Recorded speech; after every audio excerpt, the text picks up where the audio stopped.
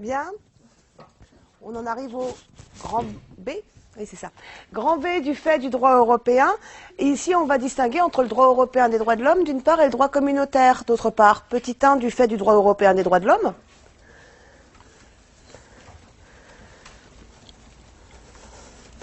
Alors, ici, commencez par nous rappeler les fondamentaux. Commencez par nous rappeler les fondamentaux. Expliquez-nous d'abord que le juge répressif est compétent pour contrôler la conformité des lois aux exigences de la Convention européenne des droits de l'homme. C'est l'arrêt Société des cafés Jacques Vabre du 24 mai 1975.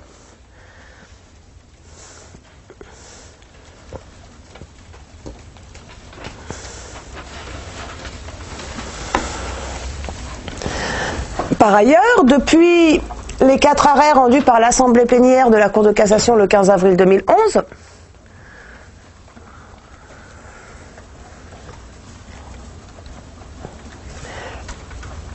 la Cour de cassation et les juridictions répressives d'une façon générale contrôlent également la conformité des lois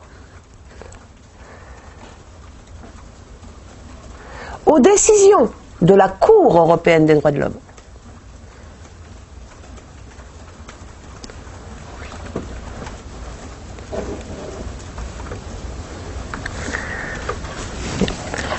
Ce mécanisme dit du contrôle de conventionnalité, permet donc à la Cour de cassation d'écarter, non pas de censurer ou d'abroger, mais d'écarter l'application d'une loi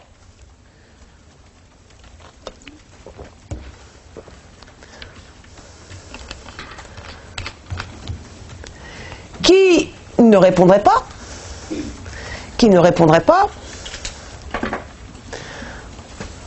aux exigences conventionnelles. Sauf que le souci, le germe de difficulté, c'est que il y a une très forte identité de fond. On a tout de même une très forte identité de fond entre les droits garantis par le droit européen des droits de l'homme, d'une part, et par le bloc de constitutionnalité, d'autre part.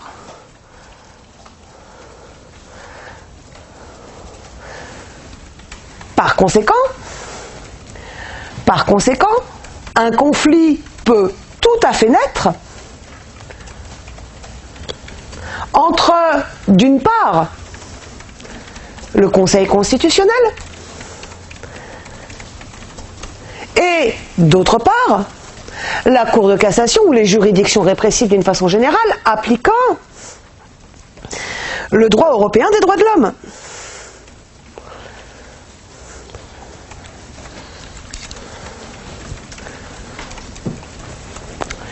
Et donc la question qui se pose, c'est que faudrait-il en pareille hypothèse faire prévaloir ?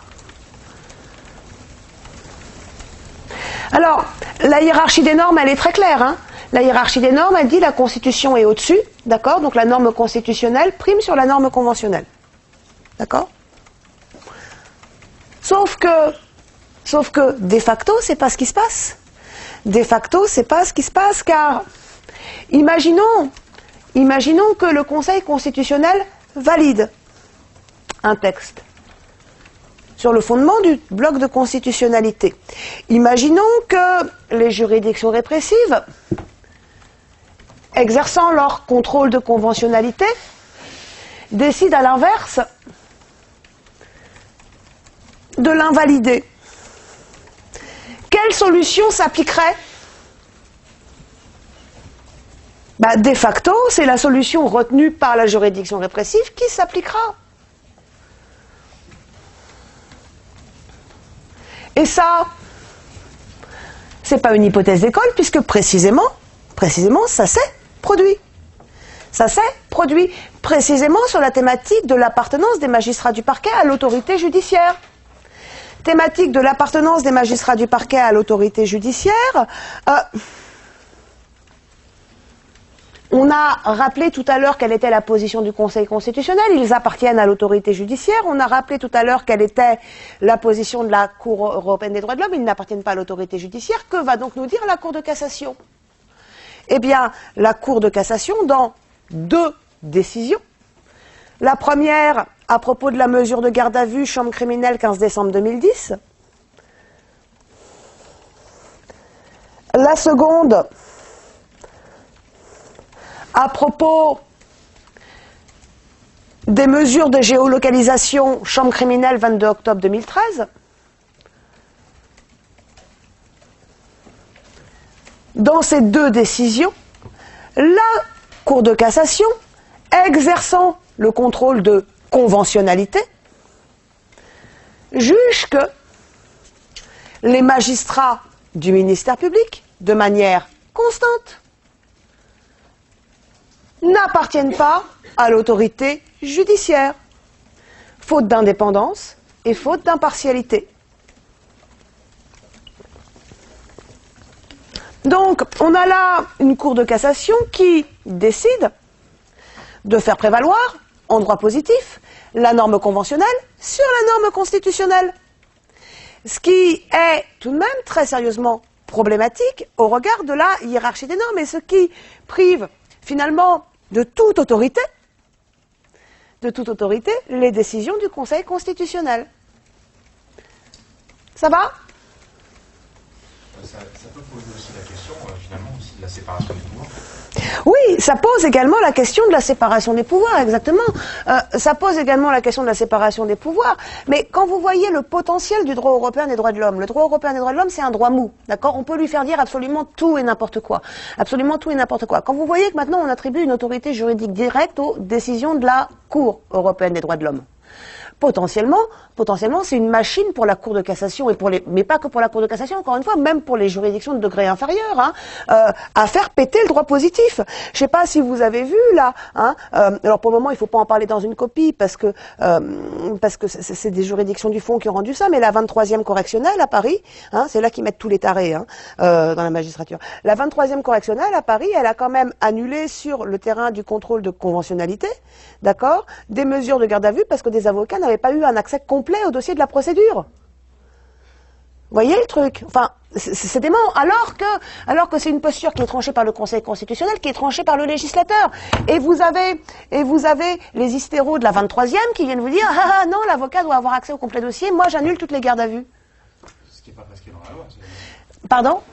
Ce qui n'est pas imposé par la loi, d'ailleurs. Ce qui n'est pas imposé par la loi du tout, non.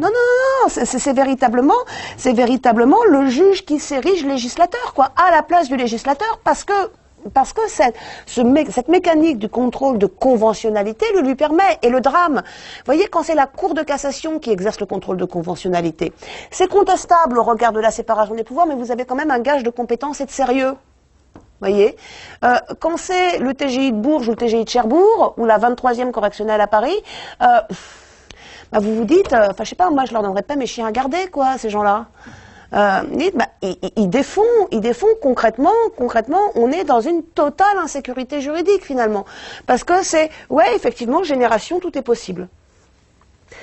Et c'est ce contrôle de conventionnalité qui permet ça, et le drame, si vous voulez, c'est que ça génère du coup une totale insécurité juridique, parce que là, ça joue en faveur de la personne. Mais la même chose pourrait très bien jouer en défaveur de la personne, vous voyez. C'est quand même sacrément problématique à partir du moment où la loi devient une source ultra-secondaire de droit, où le Conseil constitutionnel est totalement décrédibilisé, où les juridictions disent « Ah ben moi j'ai contrôle de conventionnalité, donc je fais ce que je veux », vous n'avez plus de verrou nulle part finalement. Vous n'avez plus de verrou nulle part, et effectivement la séparation des pouvoirs telle qu'on la concevait jusqu'à présent, ça n'a plus de sens. Ça n'a plus de sens puisque le juge légifère, le législateur s'assoit devant la norme internationale qui elle-même est dictée en grande partie par ce qu'on pourrait appeler, non pas par le judiciaire, mais par l'exécutif. Parce que quand vous voyez qui on trouve à la Cour européenne des droits de l'homme, finalement, ce sont des proches des pouvoirs exécutifs des différents États. Bon, tout cela est tout de même, me semble-t-il, extrêmement contestable en termes de sécurité juridique. Et on est en droit pénal, on touche des choses qui sont importantes, on touche à des droits, on touche à des libertés, on touche à l'équilibre social. hein, on touche à l'équilibre social entre le maintien de l'ordre public d'un côté, la préservation des droits et libertés de l'autre côté, et laisser le juge, vous savez, être magistrat, c'est pas un gage de sérieux, de qualité et de compétence, hein. D'accord? On en connaît plein qui sont des grosses buses, hein. Non, mais c'est vrai, hein. Il y en a peut-être moins que dans d'autres professions, quoique.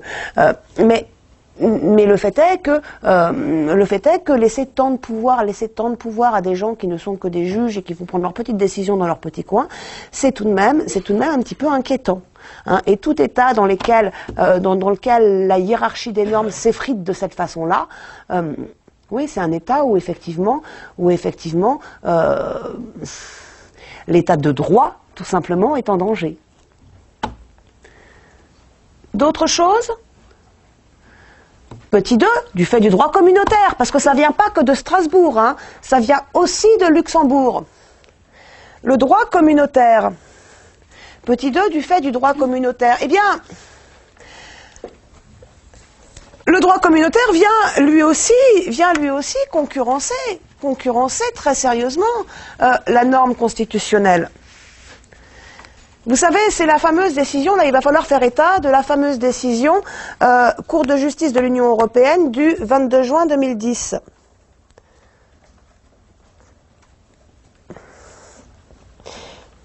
Le fameux arrêt Melki, hein. CJUE 22 juin 2010. Alors, il faut bien comprendre ce qui se jouait là, c'est pas si compliqué que ça. Ce qui était en cause, c'était les contrôles d'identité Schengen, hein, les contrôles d'identité aux frontières de l'espace Schengen. Donc ce qui était en cause, c'était les contrôles d'identité Schengen.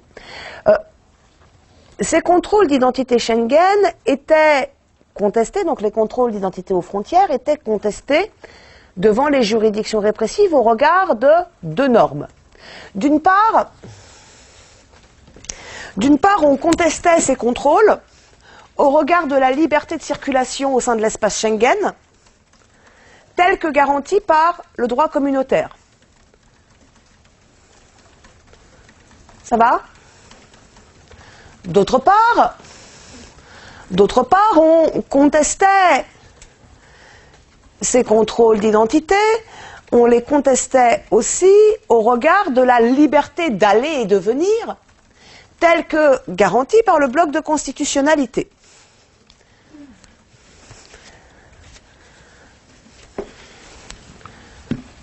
Ces deux questions arrivent devant la Cour de cassation. Et devant la Cour de cassation, deux choses sont demandées. C'est prononce-toi au regard du droit communautaire, d'une part, et puis renvoi au Conseil constitutionnel par la voie de la QPC, d'autre part. Ça va jusque-là ? Et là, on se dit, mais que va donc faire la Cour de cassation ? En toute logique, qu'aurait-elle dû faire ?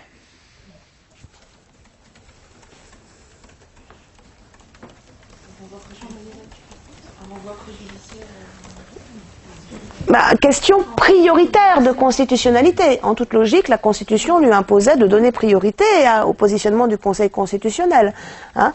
Prioritaire, hein, les mots ont un sens. Hein. Question prioritaire de constitutionnalité. En toute logique, elle aurait dû renvoyer au Conseil constitutionnel. C'est pas du tout ce qu'elle a fait. Elle a préféré renvoyer la question à la Cour de justice de l'Union européenne par la voie de la question préjudicielle. Elle a préféré renvoyer donc à la CJUE par la voie de la question préjudicielle. Que dit la CJUE dans le fameux arrêt 22 juin 2010 ? Arrêt du 22 juin 2010, la Cour de justice de l'Union européenne vient nous dire que, oui, effectivement, les contrôles d'identité Schengen tels qu'ils sont aménagés par le droit français violent les exigences du droit communautaire.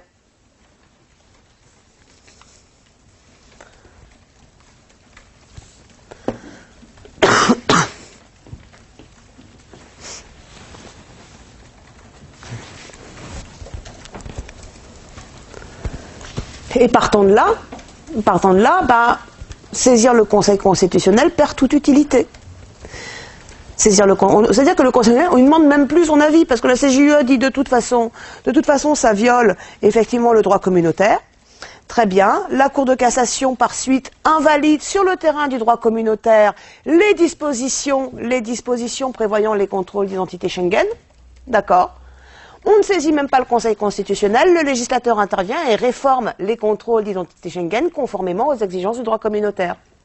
Et jamais, jamais le Conseil constitutionnel n'est saisi. Vous voyez, donc... Mais de toute façon, est-ce qu'elle avait vraiment le choix de faire autrement? Puisque, en fait, si je comprends, on est sur des contrôles Schengen, mais par rapport au contrôle du droit communautaire, et le Conseil constitue, lui, ne contrôle pas, en fait. Mais c'est des contrôles en France, hein. D'accord? Donc si...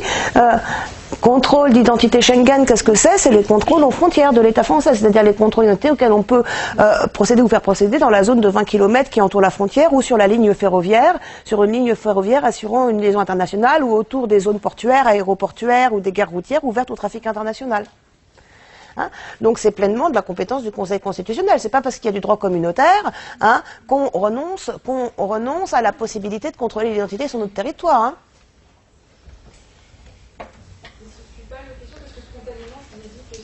Faire la Cour de cassation, c'était saisir la question préjudicielle, parce que justement, il m'a semblé connaître une jurisprudence, et je me demande si c'était pas celle-là, où il a été affirmé que justement, en pareil cas, une saisine, une question préjudicielle pouvait être concomitante à une question potentiellement de QPC.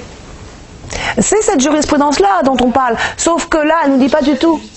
Sauf que là, elle nous dit pas du tout, ça peut être concomitant, elle nous dit moi je choisis de saisir la CJUE.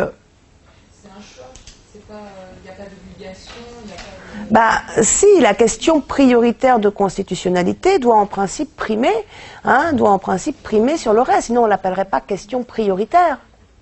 Et en soi, ça va même à l'encontre de tous les principes qui ont été bien sûr. par le Conseil constitutionnel. Mais absolument. Il n'y a pas de primauté, mais bien sûr. Mais absolument, absolument, ça va à l'encontre de tout. Et véritablement, ça prive de toute utilité un quelconque positionnement du Conseil constitutionnel. Et il faut se rendre compte que, en adoptant, dès lors qu'on aura une coïncidence entre le droit communautaire ou même entre le droit européen et la norme constitutionnelle, on choisit désormais de se tourner vers la norme européenne et non pas vers la norme constitutionnelle. Donc je reviens à la question que je posais au départ, quid de l'effectivité de la norme constitutionnelle en droit français? Pas grand-chose, finalement. Pas grand-chose. Et alors, plus récemment, vous savez que dans une décision du 4 avril 2013, le Conseil constitutionnel a décidé, du coup, vous l'avez certainement vu en droit public, ça, a décidé, du coup, de renvoyer lui-même la question préjudicielle à la Cour de justice de l'Union européenne. Bon, c'est peut-être la meilleure chose qu'il avait à faire, ceci étant dit, parce que concrètement, il vaut mieux ça lui permet de conserver la saisine du contentieux. Mais le fait est tout de même qu'on a un décalage entre ce que nous dit d'une part la hiérarchie des normes et d'autre part la pratique de la norme constitutionnelle s'agissant du droit pénal. Ça va ? Donc cette influence du Conseil constitutionnel, elle est et elle demeure, malgré les apparences, extrêmement limitée. Et alors, vous avez plein de bozos qui parlent de la constitutionnalisation du droit pénal. Enfin, vous voyez, vous avez certainement entendu ou même lu des articles là-dessus. Enfin, faut vraiment pas voir à 2 mètres, quoi. Non, ça se. Alors bien évidemment, la norme constitutionnelle imprègne davantage aujourd'hui le droit pénal, notamment par la voie de la QPC, qu'elle ne l'imprégnait il y a 20 ans, bien sûr, bien sûr. Néanmoins, c'est quand même extrêmement limité comme phénomène. Extrêmement limité. Voilà, donc il faut pas se laisser piéger par ce genre d'appréciation un petit peu hâtive et animée par la seule volonté de mettre en place des titres accrocheurs. Constitutionnalisation du droit pénal, c'est un truc qui n'a aucune espèce de réalité. N'allez pas parler de ça dans une copie, c'est ridicule. J'en ai terminé avec ce sujet. Des questions sur tout ça? Non? Bon, oui. J'ai juste une interrogation sur... est-ce que dans une conclusion, ou justement, j'allais dire à la fin peut-être de cette sous-partie sur le droit européen, est-ce qu'on peut s'interroger justement sur le basculement finalement qu'il peut y avoir sur les différentes sources du droit pénal? Oui, je pense que ça serait intéressant. Je pense qu'il serait intéressant effectivement dans une conclusion de se questionner sur effectivement cette refonte des sources du droit pénal qui se fait de facto en dehors de tout contrôle. Oui, vous pouvez tout à fait soulever ça en conclusion, ça serait un très bon élargissement, en sachant, en ayant bien à l'esprit que de toute façon, vous n'aurez pas la réponse. La réponse, on l'aura dans de nombreuses années. Donc, il n'y aura pas de réponse à tout ça. La seule réflexion que ça doit inspirer en l'état, c'est que c'est juste un bordel monstrueux, du coup. Et bien malin, celui qui saura dire, face à tel litige, c'est telle norme ou telle autre norme qui va s'appliquer. Vous voyez, aujourd'hui, quand il y a une divergence entre Conseil constitutionnel, législateur, Convention européenne des droits de l'homme, Cour de cassation, qu'est-ce qu'on applique au final? Mais on le voit très bien d'ailleurs avec ces décisions toutes récentes sur les géolocalisations, avec une Cour de cassation qui, le 22 octobre 2013, mais vous avez vu ce qui est en train de se passer là-dessus, on en reparlera plus précisément, donc le notez pas, c'est juste pour illustrer ce qu'on est en train de dire là. 22 octobre 2013, Cour de cassation qui nous dit les géolocalisations pratiquées dans l'enquête de police doivent être annulées, d'accord, parce qu'elles ont été effectuées sous le contrôle du procureur de la République. Or, le procureur de la République n'est pas un membre de l'autorité judiciaire. Par conséquent, géolocalisation contraire au droit de chacun au respect de sa vie privée, tel que garanti par l'article 8 de la Convention européenne des droits de l'homme. Sauf que la Cour européenne des droits de l'homme n'a jamais dit ça. La CEDH n'a jamais dit ça sur les géolocalisations, elle a dit ça sur la garde à vue. La Cour de cassation qui, malgré tout, se fonde pour prendre cette décision sur l'appréciation de la CEDH, qui est en l'occurrence inexistante, parce que c'était sur un autre fondement. Le législateur se saisit du problème. On est en train d'en discuter, le texte devrait être adopté lundi, en principe, définitivement. Le législateur, Assemblée nationale, Sénat, décide de maintenir, de réglementer les géolocalisations, mais de les maintenir pour une durée de 15 jours sous le contrôle du procureur de la République. Ce qui va forcément être explosé direct par la Cour de cassation. D'accord? Le Conseil constitutionnel va se positionner sur ce projet de loi géolocalisation. Qu'est-ce qu'il va dire, le Conseil constitutionnel? Appartiennent à l'autorité judiciaire. Ben voilà, le Conseil, ça c'est certain. Enfin, faut pas être devin, quoi. Le Conseil constitutionnel va se positionner la semaine prochaine, c'est certain, en nous disant, en rappelant sa jurisprudence constante, sauf revirement, mais pour le coup, ça serait extrêmement inattendu, va se positionner en venant nous dire, oui, mais attends, non, moi, les magistrats du parquet, ils appartiennent à l'autorité judiciaire, donc c'est bon, ils contrôlent mes 15 jours de géolocalisation. La Cour de cassation, qu'est-ce qu'elle va faire derrière? Quand une géolocalisation aura été conduite conformément aux prévisions légales? Bah oui, elle va invalider sur le terrain du contrôle de conventionnalité, sauf revirement de jurisprudence. 22 octobre 2013, c'est clair, tu peux pas laisser ça au procureur de la République. Et d'ailleurs, vous avez vu là ce qui s'est passé avant-hier? La Cour d'appel de renvoi à la suite des arrêts géolocalisation résiste à la Cour de cassation. La Cour d'appel de renvoi a décidé de valider les géolocalisations, contrairement à ce qu'avait imposé la Cour de cassation, effectuées par placées sous le contrôle du procureur de la République. C'était il y a 2 jours. Mais le projet de loi sur les géolocalisations, il ne devait pas normalement être... il ne devait pas prévoir que le contrôle devait être effectué par le juge d'instruction de l'IGT. Alors, il n'y avait pas cette... par le juge d'instruction, quand les géolocalisations sont effectuées sur commission rogatoire dans le cadre de l'instruction préparatoire, ça ne pose pas problème. Celles-là, elles sont validées par la Cour de cassation. On n'y revient pas. Les géolocalisations qui posent problème, ce sont celles qui sont pratiquées dans le cadre de l'enquête de police, qu'elles soient de préliminaire ou de flagrance. Bien. Ces géolocalisations, jusqu'à présent, sont effectuées sous le contrôle du procureur de la République qui, vous le savez, dirige l'enquête, de toute façon. Bien. Le texte, qu'est-ce qu'il prévoyait? Le texte, qu'est-ce qu'il prévoyait? Il prévoyait, alors il y a une divergence entre l'Assemblée nationale et Sénat, et c'est pour ça qu'on a une navette infinie entre les deux, ils n'arrivent pas à se mettre d'accord. Et peut-être qu'on aura encore une nouvelle navette lundi, on va voir. Le Sénat nous dit, pendant 8 jours, on peut les laisser sous le contrôle du procureur de la République, mais au-delà de 8 jours, nécessairement, c'est le JLD qui décide. L'Assemblée nationale dit non, pas 8 jours, 15 jours. Parce que 8 jours, c'est pas assez. L'Assemblée nationale dit non, pendant 15 jours, on laisse sous le contrôle du procureur de la République, et au bout de 15 jours, c'est le JLD qui intervient pour les autoriser, comme on fait avec les perquisitions de nuit. Ok? La commission mixte paritaire, la commission mixte a été saisie, et ils se sont finalement prononcés pour le délai de 15 jours. En principe, ça doit être validé lundi. Voilà. On en est là-dessus. Hein, en sachant que dans l'entrefaite, on a quand même une cour de cassation qui est annulée avec la moitié des juridictions qui suivent, hein, parce que à la chambre de l'instruction à Paris, du coup, hein, et du coup partout ailleurs en France, bah, ça annule en masse toutes les procédures qui ont reposé à un moment donné sur une géolocalisation, c'est-à-dire absolument toutes les procédures concernant les infractions les plus graves, hein, parce que ça se traduit par ça, hein, finalement. Hein. Ça veut dire que concrètement, c'est tous les mafieux, etc. C'est dehors, vas-y, fais ce qui te plaît, quoi.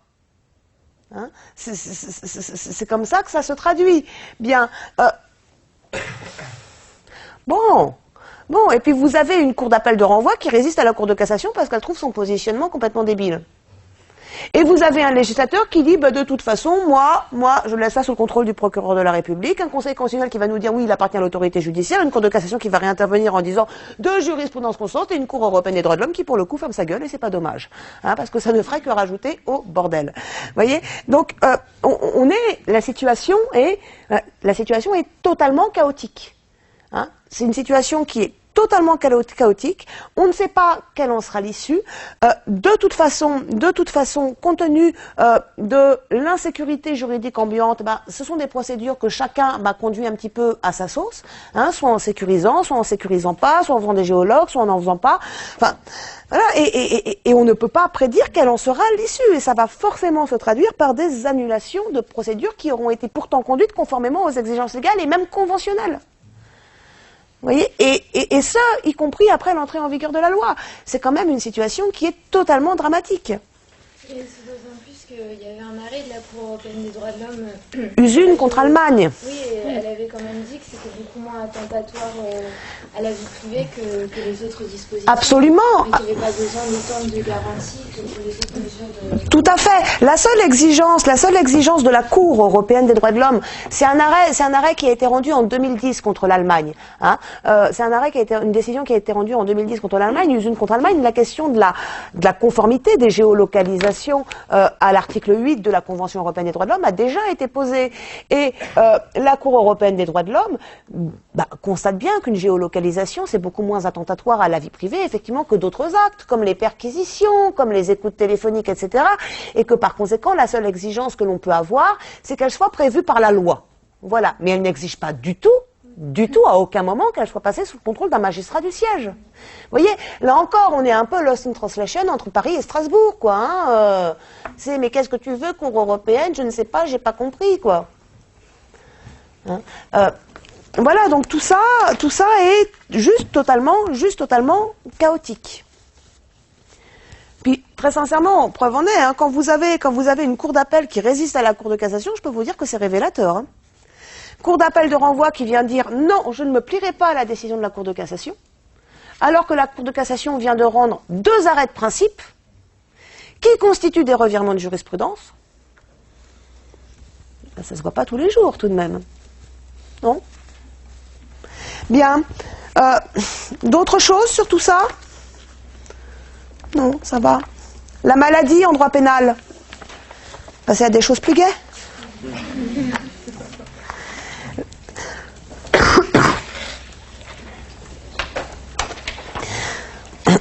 La maladie en droit pénal. Comment vous problématisez autour d'un sujet tel que celui-ci ? On va partir d'une problématique large, hein, c'est un sujet très transversal, notion étrangère, notion familière au droit pénal. Premier temps de la problématique, expliquez-nous que de prime abord,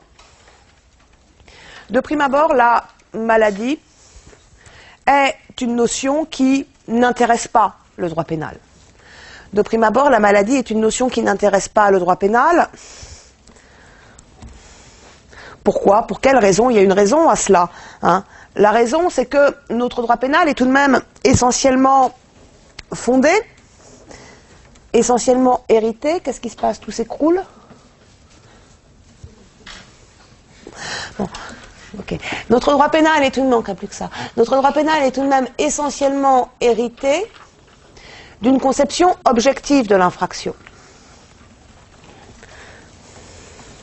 Conception objective de l'infraction, je vous le rappelle, c'est celle qui nous dit que finalement, peu importe peu importe la personne, ses caractéristiques, seul compte l'acte commis.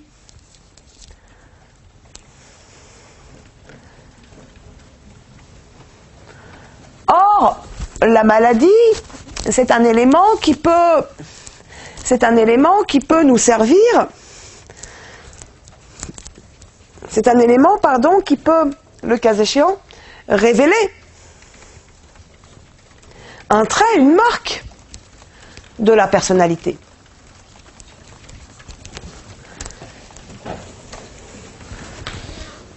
Ok ? D'où l'indifférence classique du droit pénal à cette notion de maladie. Alors ce positionnement classique du droit pénal de ne pas prendre en compte, de ne pas faire produire des effets juridiques à la maladie, c'est un positionnement qui présente quand même de nombreux avantages. C'est un positionnement qui présente de nombreux avantages, notamment c'est un positionnement qui va garantir le respect, le droit de chacun au respect de sa vie privée, tel qu'énoncé à l'article 8 de la Convention européenne des droits de l'homme. C'est là une chose qui garantit le droit de chacun au respect de sa vie privée, tel qu'énoncé à l'article 8 de la Convention européenne des droits de l'homme. C'est encore un positionnement qui va garantir le respect du principe d'égalité des citoyens devant la loi pénale, tel qu'énoncé à l'article 6 de la DDHC. Vous voyez donc, non seulement cette indifférence du droit pénal à l'égard de la maladie, on la comprend de façon historique sur la construction théorique dont notre droit pénal a fait l'objet, conception objective, mais en plus c'est une conception qui semble de prime abord garantir des droits, des libertés constitutionnellement, conventionnellement imposés. D'accord ? Pourtant, deuxième temps de la problématique, invariablement, la maladie devient une donnée déterminante de l'intervention du droit pénal contemporain. La maladie devient une donnée déterminante de l'intervention du droit pénal contemporain. Comment l'expliquer, cette prise en compte croissante de la maladie par le droit pénal? On l'explique par l'influence des thèses subjectives de l'infraction. Ce qui s'explique par l'influence croissante des thèses subjectives de l'infraction. Thèse subjective de l'infraction qui repose, je vous le rappelle, sur le postulat suivant lequel le criminel compte davantage que le crime. On doit s'intéresser ici à qui la personne est davantage qu'à ce que la personne a fait. On s'intéresse ici davantage à qui la personne est qu'à ce que la personne a fait.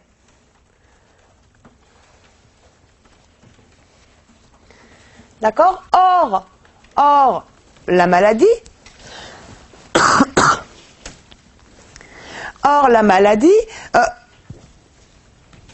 peut être un indicateur, parmi d'autres, mais peut être un indicateur de la personnalité de l'individu.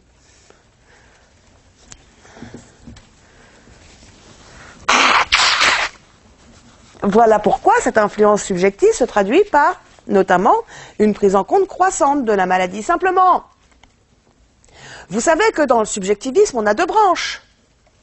Les gentils, les méchants. Les gentils, Marc Ancel, 1945, qu'est-ce qu'on va vous dire? Marc Ancel, 1945, on va vous dire la chose suivante. On va vous dire que, la maladie doit jouer comme un facteur de clémence.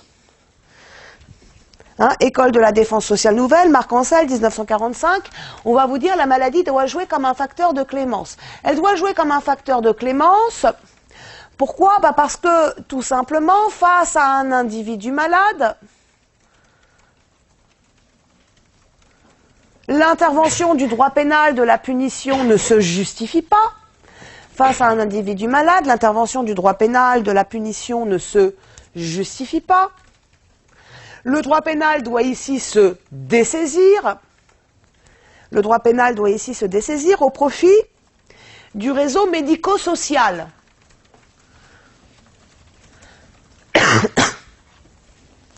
Hein? Donc ici, concrètement, c'est l'auteur malade. L'auteur malade, on ne le punit pas, on le soigne. C'est ça l'idée qu'il y a derrière. L'auteur malade n'est pas puni, il doit être soigné. Ce sont là des théories qui permettent de sauvegarder, qui mettent au premier plan des exigences humanistes. Hein? Voilà des théories, des postures qui mettent au premier plan des exigences humanistes, et parmi elles notamment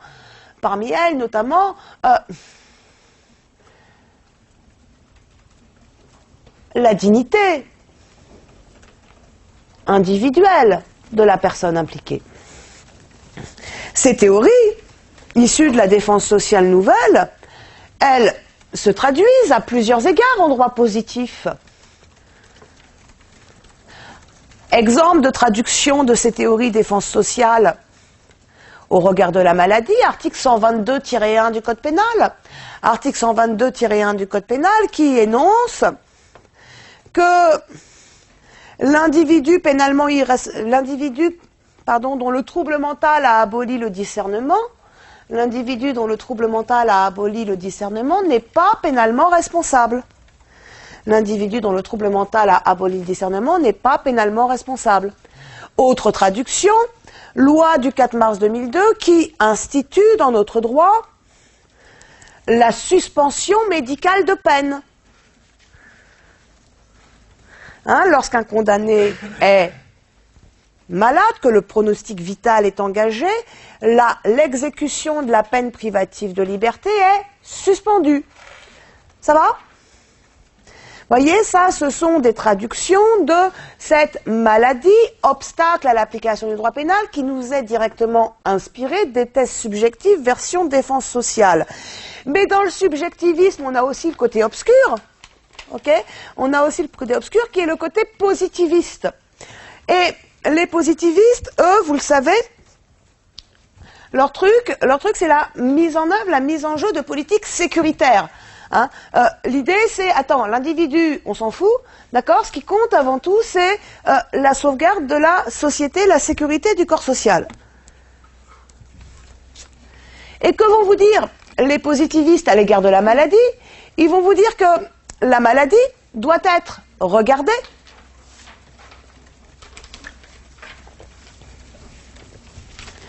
comme le signe d'une dangerosité plus grande de l'individu.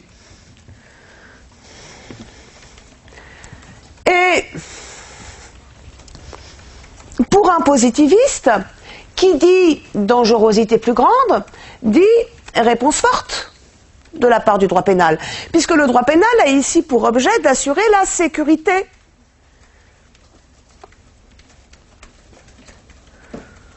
Donc la maladie, pour un positiviste, va jouer comme un facteur de sévérité.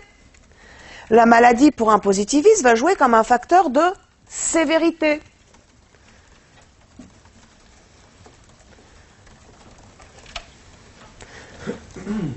Ça va? Alors, là encore, on a des traductions de cela en droit positif. On a des traductions de ces inspirations positivistes en droit positif. Traduction de ces inspirations positivistes en droit positif, qu'est-ce que ça va être, à votre avis? Ouais, voilà, la rétention de sûreté, par exemple. Hein, loi du 25 février 2008 qui met en place la rétention de sûreté. La rétention de sûreté, je vous rappelle que c'est une mesure privative de liberté dans un centre socio-médico-judiciaire, hein, qui va être prononcée notamment au regard d'un constat de particulière dangerosité qui aura été effectué par des experts psychiatres. On est dans le domaine de la maladie mentale avec la rétention de sûreté. Ça va ? Là, donc, finalement, au terme de cela, on est face à un droit pénal qui est tâche de concilier des impératifs extrêmement contradictoires à travers sa prise en compte de la maladie. D'un côté, on a le principe d'égalité des citoyens devant la loi pénale, le droit de chacun au respect de sa vie privée. Entre en conflit avec ça des exigences humanistes qui imposent de faire de la maladie un facteur de clémence de la part du droit pénal, qui viennent elles-mêmes heurter des exigences sécuritaires qui imposent de prendre en compte la maladie pour assurer la sécurité du corps social. Ça va ? Donc toute la question, c'est finalement celle de savoir comment le droit pénal contemporain assure la conciliation entre ces politiques de prime abord contradictoires.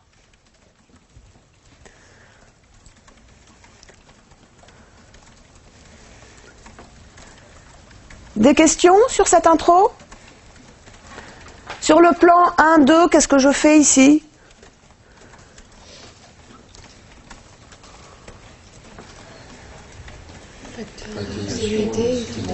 Voilà, on va reprendre les deux sous-temps de la problématique et on va retomber sur un espèce de clémence-sévérité. On ne va pas le formuler comme ça parce que quand on regarde bien, il s'agit à certains égards ni véritablement de sévérité, ni véritablement de clémence, mais ça va revenir exactement au même. On va faire un grand 1, la maladie facteur d'application du droit pénal. Grand 2, la maladie obstacle à l'application du droit pénal.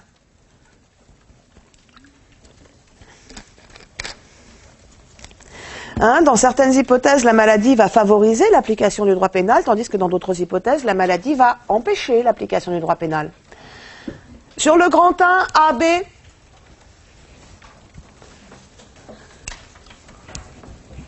allez, facile. Incrimination, répression, très bien. On est dans un grand 1, la maladie facteur d'application du droit pénal. Grand A, la maladie facteur de responsabilité pénale. Grand B, la maladie facteur de répression pénale. C'est toujours la même chose dans les constructions. Grand A, la maladie facteur de responsabilité pénale. Petit 1. Petit 1, l'incrimination des atteintes à la santé. Petit 1, l'incrimination des atteintes à la santé. Alors, ici, on va s'intéresser aux situations dans lesquelles le droit pénal intervient. On s'intéresse ici aux situations dans lesquelles le droit pénal intervient pour saisir... Oui ?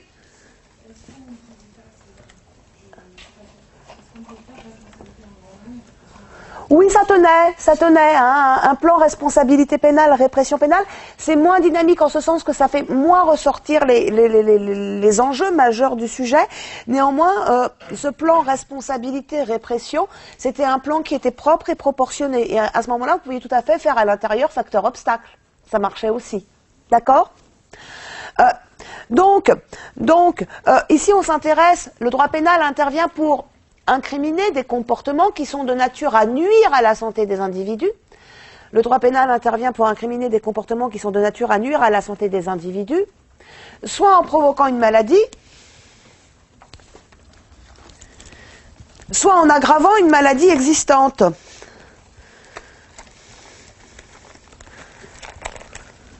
Deux groupes d'éléments de réponse ici. Deux groupes d'éléments de réponse. Ici, premier groupe d'éléments de réponse, incrimination des atteintes à la santé portées par autrui. Premier groupe d'éléments de réponse, incrimination des atteintes à la santé portées par autrui.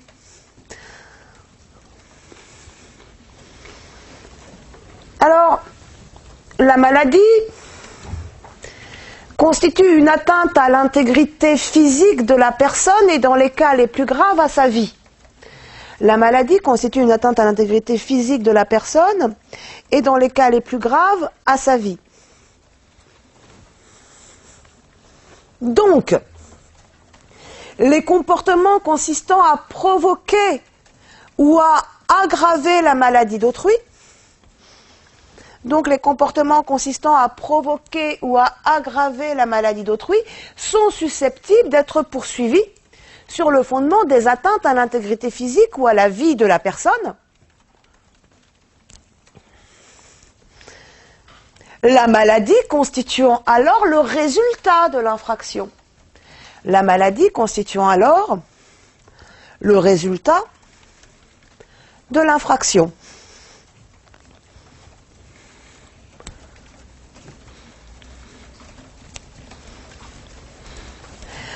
Exemple de cela. Est-ce que vous avez en tête des exemples dans lesquels le droit pénal intervient pour incriminer des comportements qui sont de nature à nuire à la santé en provoquant ou en aggravant une maladie? Alors, premier exemple, le premier qui s'impose, c'est cette affaire, enfin ces affaires de contamination par le virus du sida. Contamination par le virus du sida, hein, que ce soit par la voie de transfusion sanguine ou par la voie de relations sexuelles. Deux choses à dire sur le terrain pénal. Rejet de la qualification d'empoisonnement, première chose. Rejet de la qualification d'empoisonnement faute de dol spécial. Chambre criminelle, 18 juin 2003. Rejet de la qualification d'empoisonnement faute de dol spécial, chambre criminelle, 18 juin 2003. Admission de la qualification d'administration de substances nuisibles. Admission de la qualification d'administration de substances nuisibles. Chambre criminelle, 10 janvier 2006. Ok, c'est une première chose. Autre exemple. Alors, c'est pas la peine de me faire le défilé de toutes les maladies, hein, la Creutzfeldt-Jakob, l'amiante, etc. Non, on va pas passer en revue toutes les misères du monde. Hein. Non, autre exemple. Dans lequel le droit pénal intervient, c'est l'exemple le plus important de ce sujet, hein, dans lequel le droit pénal intervient pour saisir, pour incriminer des comportements qui sont de nature à nuire à la santé des individus en provoquant une maladie ou en aggravant une maladie existante. Non, pas tout ce qui est blessure involontaire, parce que généralement ça se traduit davantage par des blessures, par des blessures que par une maladie. Parce que l'empoisonnement, vous y pensez tous, ok, hein, c'est un cas tous les 3 ans, quoi. C'est bon, faut arrêter. Non, le harcèlement moral, oui, ça peut induire des dépressions nerveuses, ok, on est d'accord, mais bon, on n'est pas au cœur du sujet, là, quand même. J'ai pas entendu. J'ai pas entendu, encore. Les fraudes et falsifications. Non, on n'est pas au cœur, il peut y avoir des occurrences, mais on n'est pas au cœur de la maladie non plus. L'abandon d'une personne dans une situation préjudiciable pour sa santé sécurité. Oui, mais on n'est pas non plus sur l'exemple majeur. Risque causé à autrui, non, de prime abord, on ne pense pas à ça. L'euthanasie, non plus, ça sera plutôt dans obstacle.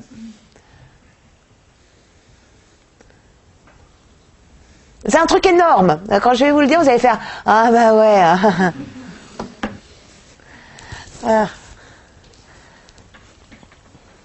Devant les juridictions, quelles sont les hypothèses les plus fréquentes dans lesquelles on parle de maladie? Truc de stupéfiant? Non. Mais oui, voilà, tout ce qui est responsabilité pénale médicale, les enfants. Comment est-ce que vous pouvez... Non mais, concrètement, comment pouvez-vous, sur un sujet qui s'intitule la maladie en droit pénal, ne pas songer à la responsabilité pénale médicale?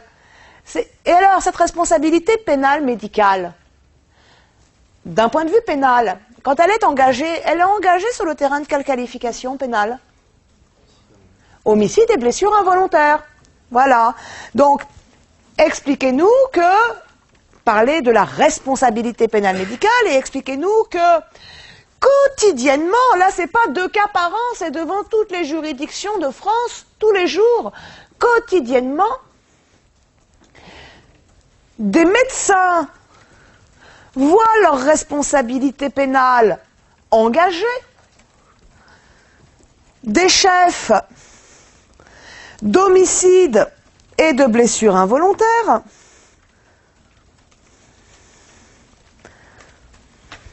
suite à une erreur de diagnostic qui aura permis à une maladie de se développer défavorablement,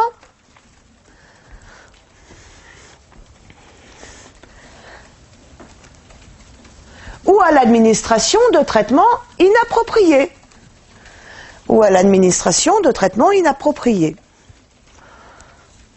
Ça, c'est l'exemple à ne pas oublier, hein, d'accord? Le contentieux de masse sur un sujet donné, l'étudiant qui présente l'ENM l'oublie toujours. Hein, alors qu'il va penser à la bite de mouche dont tout le monde se fout par ailleurs parce que ça n'a aucune occurrence en pratique. Hein, non, ça c'est important, on y pense. Deuxième groupe d'éléments de réponse ici, toujours dans ce petit 1, les atteintes portées par l'individu lui-même.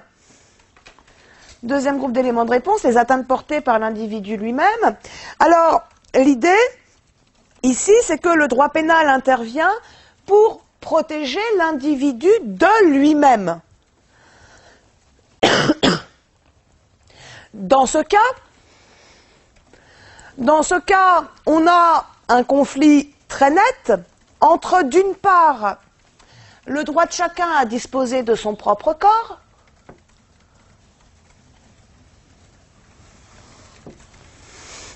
et d'autre part, la santé publique, qui, je vous le rappelle, est une composante majeure de l'ordre public.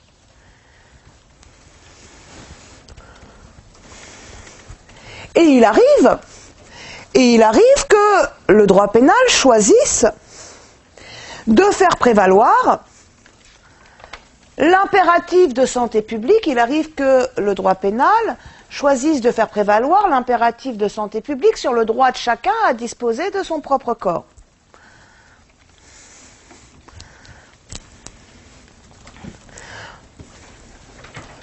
On retrouvera alors deux types d'incrimination.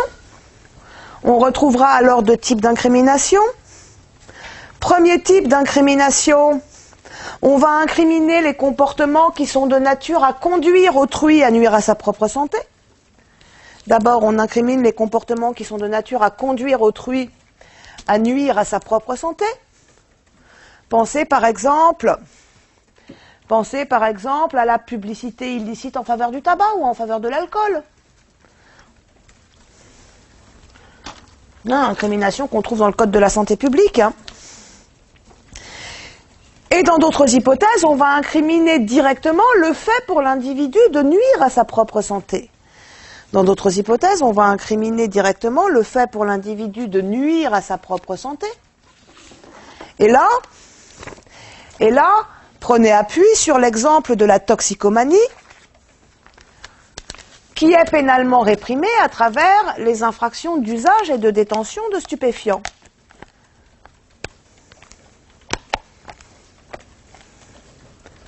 Ça va ? Dans toutes ces situations, le droit pénal intervient pour incriminer des atteintes à la santé. Petit 2, je vous l'annonce, et puis on le fera demain ou après-demain, je ne sais pas, on se voit quand, nous ? Enfin, la prochaine fois. Petit 2, l'incrimination des atteintes aux malades. Petit 2, l'incrimination des atteintes aux malades.